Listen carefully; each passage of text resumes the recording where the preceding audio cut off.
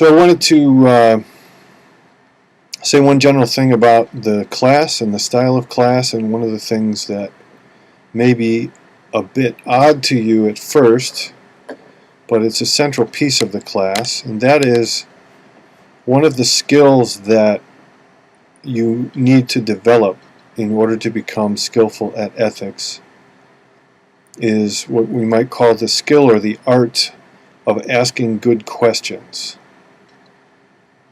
So you might initially think being an ethical person and having an ethical viewpoint is all about having answers, and of course at one level that's true. If you can't ever come to a decision, if you can't ever answer a question, it's going to be very hard to guide yourself and have a direction in life. On the other hand, if you're asking the wrong questions, if you haven't thought about the right questions, if you're asking questions in a biased way, if you're asking questions in an ignorant way, the answers to those questions aren't going to help you very much. So keep in mind as the semester moves forward that in addition to looking for answers, you also need to look for better questions. And you've all met people you love to have conversations with. They're fun to be around and they make you think, and one of the ways they do that is by provoking you with questions that you've never even considered asking. If you can do that for yourself, you'll enjoy your own company even more, and you'll discover that the art of asking questions is essential to the art of living. Now on to the topic for today. Stories, ethics, morality in the mode of story. This is the topic of chapter 2 of the text. And this may puzzle you at first. It may not, but I suspect for many of you it's a bit surprising that you would take an ethics class and we would spend a whole week talking about stories. What's going on here? I'm very happy that someone else picked out this textbook for this class. I didn't pick it out, I just got hired about a month ago. The text was already set, but the textbook, although it has some problems, it really does articulate a lot of the aspects of ethics that I believe are very important. And one of those we'll discuss today. It's the idea that you can do ethics, and by ethics of course we mean reasoning, thinking about right and wrong, good and bad.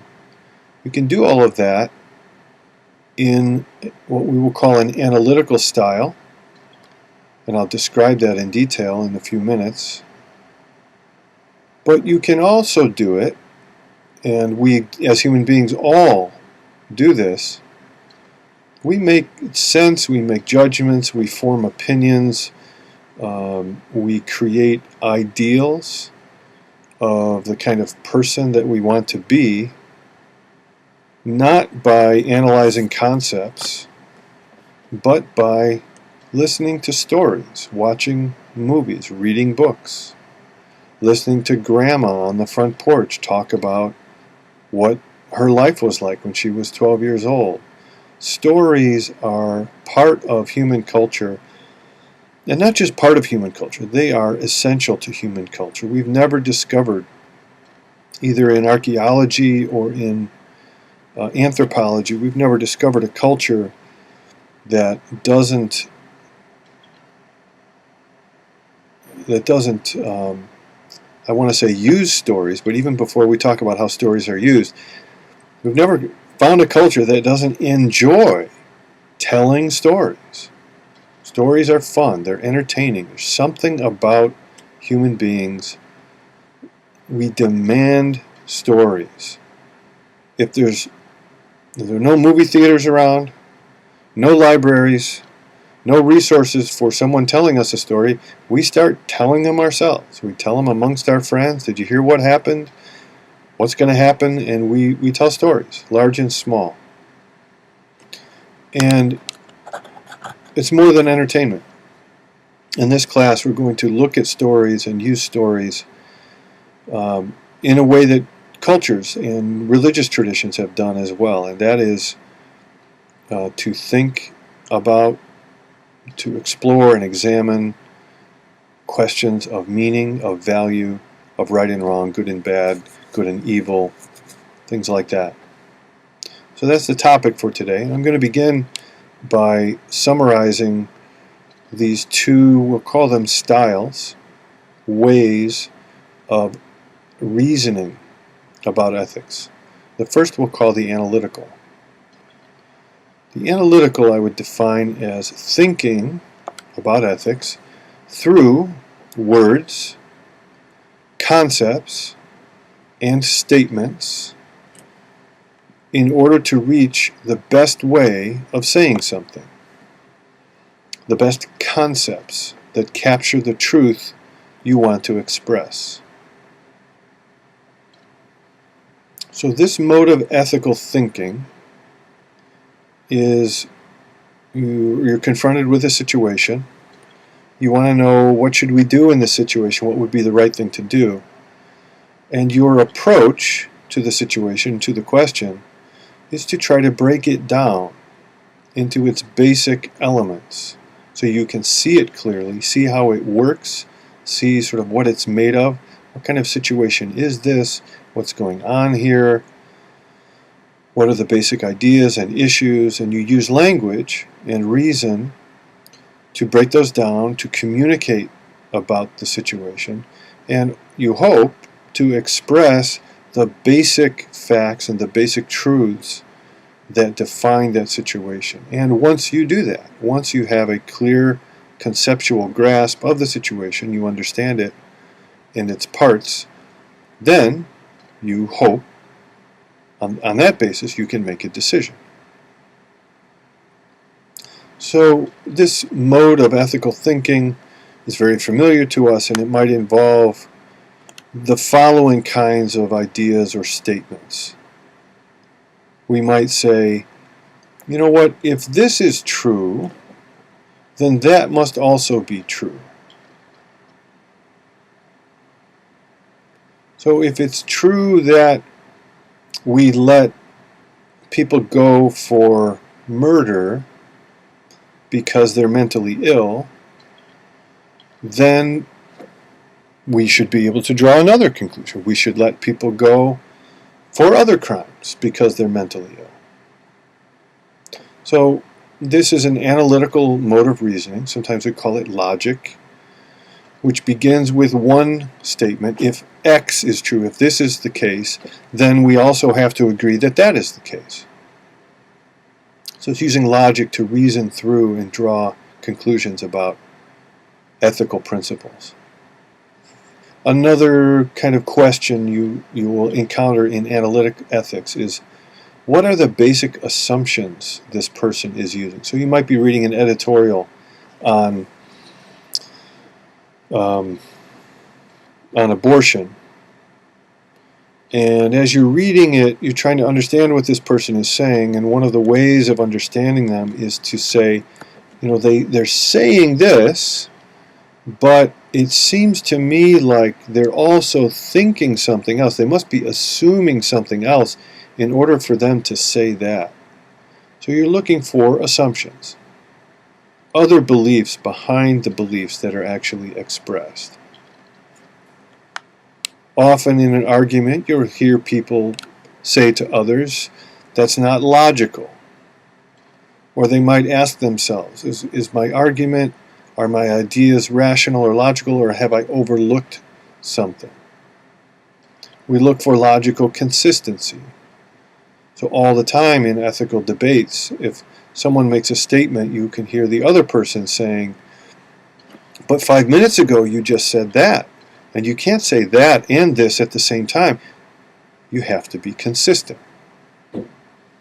So analytic ethics is the effort to speak and express and grasp ethical issues in statements that everyone can hear and everyone can understand, And the overall goal is to break down the situation into its basic elements, the assumptions, the facts, the concepts, the logic, so that you are presenting the situation or the issue in its clearest, simplest form. Which means you need to be consistent. You can't say this is true one minute and say the opposite the next minute, or if you do, you're violating the rules of analytical ethics, and someone listening to that has every right to point it out. Now, you can think of this method a bit like a scientist, a physicist, who is confronted with all kinds of physical evidence or physical events in the world, and they don't just paint a picture of what they see. They try to break down what's happening into the basic elements, and we have theories that do that. So the theory of atoms, that every physical thing in the universe is composed of basic atoms, and there's a finite number, 100 and I don't know what there are now, 132 maybe elements that we've discovered, and everything in existence is composed of those elements or elements in space together. So a physicist looks to break things down into their physical, simple elements. A webmaster putting a web page together is going to try to break it down into its basic components to analyze it so that he can synthesize it. You put it together only after you've broken it down and you know what all the basic parts are. Now in ethics, analysis, this mode of doing ethics, doesn't deal with physical materials, doesn't deal with computer codes like a webmaster would, or HTML or something like that. What are the basic elements of ethics? What are you breaking it down into? Well, that's quite a difficult question, but we can keep it at a general level. We're certainly going to break it down into ideas. Ethics is nothing without ideas, concepts. So one of the results of the analysis of ethics is going to be identifying those basic concepts without which this ethical position is impossible. Another analogy might be the law. If you were doing the philosophy of law and analyzing the law, you wouldn't analyze each existing law. You would ask, what are the principles or ideas underneath that law? What allows this specific law concerning stealing to be justified? The law against stealing is not justified because there's a law against stealing. The law against stealing is justified because there's something about law that can be justified. So what is it that justifies any law? Interesting question, isn't it? And the answer ultimately is going to break down into some ideas or some concepts. Maybe justice, or maybe we say society is formed by a social contract, and to be part of society, you are agreeing to live by the laws of that society. Whatever the answer is, doesn't matter here. The fact is, when you're analyzing something like law or ethics, the basic parts are going to be concepts or ideas. Now sometimes facts are also very relevant. For some philosophers, facts are more important than others. That sounds kind of funny, doesn't it? Like, how can facts ever not be important? Well, just as an example, I think we talked about this in some of the sections, if all of the professors on campus started discriminating against their students, that would be a fact. It's a fact. It's happening. Does that mean it's right? So there can be facts that are not relevant to the question of right and wrong, or better or worse. So we have to be careful, or at least we have to be aware that when we're analyzing ethical issues, we're going to analyze into concepts and ideas, and we always have to remember that there may be some facts that are important to remember as well. Maybe some facts about human nature, for example. So if you have an ethical system that said, if you ever think, you remember Jesus mentions this at one point, He says that even a person who steals in his heart or is jealous in his heart has committed a sin. That's a very high standard.